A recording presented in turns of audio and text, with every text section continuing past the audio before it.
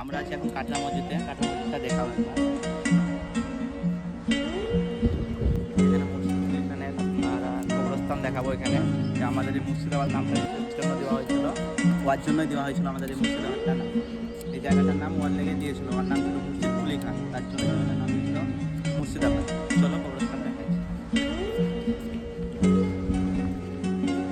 এখানে ওখানে গেলে দেখতে পাবা মুর্শিদ কুলি খানের কবরস্থান।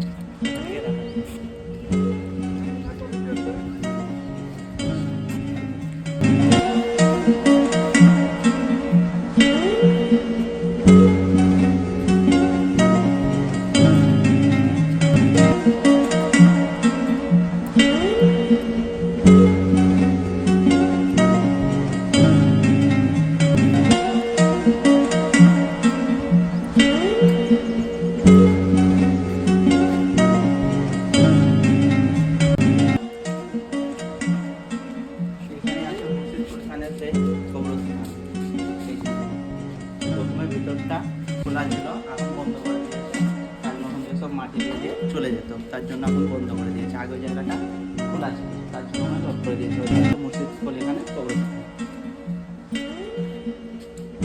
এখানে সব লেখা আছে।